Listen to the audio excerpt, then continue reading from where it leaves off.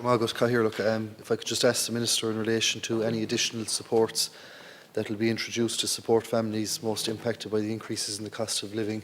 I suppose it's just opportune that Deputy Cahill's question skirted the same issue. Margaret. Thank you very much, Deputy O'Sullivan. As you know, Budget 2022 included a number of measures to support citizens with increased costs of living.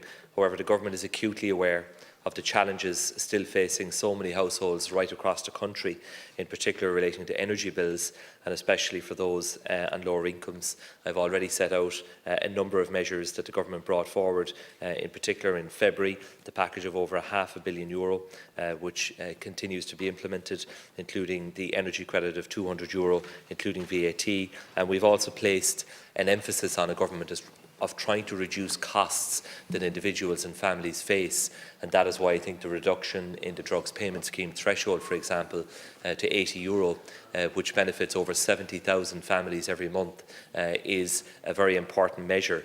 In addition, the reduction in the school transport fees that families face, a very important measure which I know was welcomed by very many, and of course the reduction in public transport fares, which benefits about 800,000 people across the country. And I know that that has been implemented now, Deputy, in our own city and county of Cork, and I think it's being implemented in Dublin in May as well. So that's a measure that will certainly help and will make a difference. Of course, much of the focus in respect of cost of living pressures has been on the area of fuel, and we have done our best as a government to make progress in that issue, while having to comply with the constraints that we are acting under, whether it be the Energy Tax Directive, which is obviously a European directive that we must comply with in respect of minimum levels of taxation that must apply to diesel, but also in relation to VAT, where we have made changes, but again, that has to be consistent with EU law,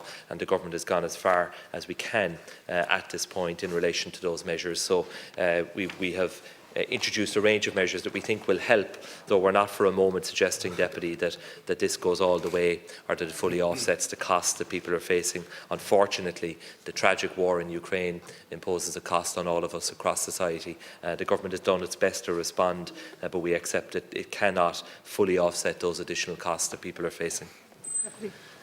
Yeah, and I suppose it must be acknowledged that there have been a number of interventions, and as you said, I don't think they'll ever go far enough to address the real crisis that is out there at the moment. But as you said, a number of targeted measures have been undertaken, including the VAT cut on gas and electricity, excise reductions. I know there's an additional lump sum as well for a certain cohort of fuel allowance recipients. But if I could just follow up on that, perhaps. Is there anything that I know I'm probably straying into the Department of Social Welfare territory here, and maybe even Department of Finance afterwards, but is there something we could do around the household benefits package? I also know that there's a certain proportion of benefits right across society that aren't claimed every year, and I think it amounts to something like 15 billion in the UK. So I would imagine proportionately there's probably a number here of people that don't avail fully of their social welfare entitlements and additional supports, and perhaps some kind of a campaign could be launched in terms of advising people as to what their entitlements might be. Thank you.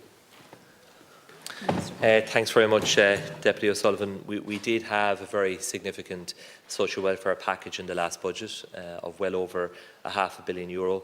As you know, it involved increases in core weekly rates, improvements in the living alone allowance, the carers allowance, parents benefit, working family payment, back to school clothing and footwear allowance, qualified child increase, and a number of other programmes administered by the Department of Social Protection as well, hot school meals pilot, for example.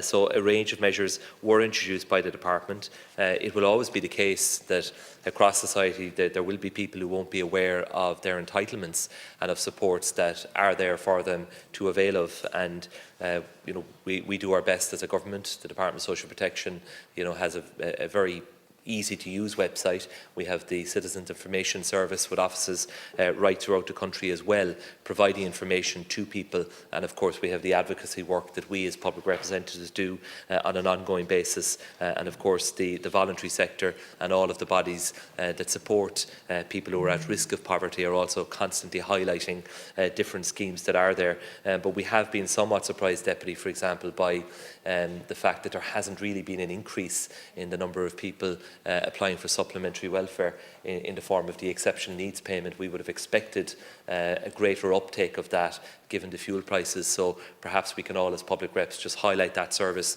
that is there to support people who are in genuine need and who are facing very difficult choices at this time. Yeah, thanks, Minister. And I suppose that was actually a point I was going to go on to mention.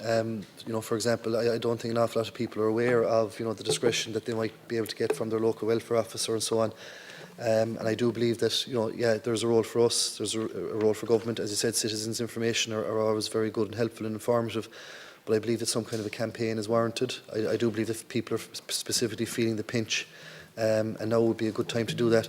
If I can just stray maybe into, again, across the water in the UK, you know, I suppose there's all the similar debate is going on about addressing the cost of living crisis over there, and I know that, and I don't agree with these, but I know that they're looking at privatising the passport office, for example, and they're on about deferring MOT or NCT appointments for a year or two. And again, I don't advocate that, obviously, but they're looking at all aspects and interaction that the state has with the taxpayer and with its citizens.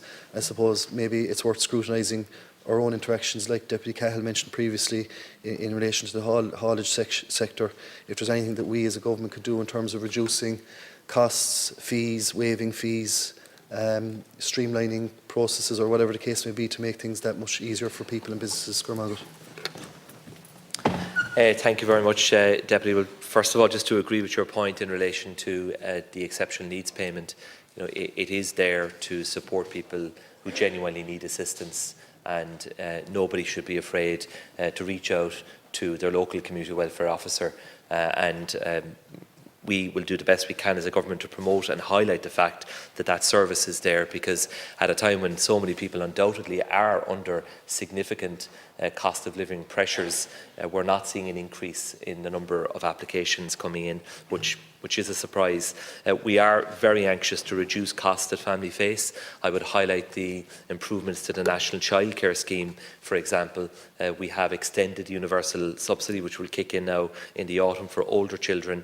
And as you know, we have provided very significant additional core funding of over €200 million in a full year, the largest injection of funding into the childcare sector for many a year. And that will greatly assist in, first of all, ensuring that those working in the sector are paid an appropriate wage and can have good career opportunities, but it would also assist parents in relation to the bills that they are facing. So I think that's one area which is a key priority for government, where we can help people to reduce the costs that they're facing.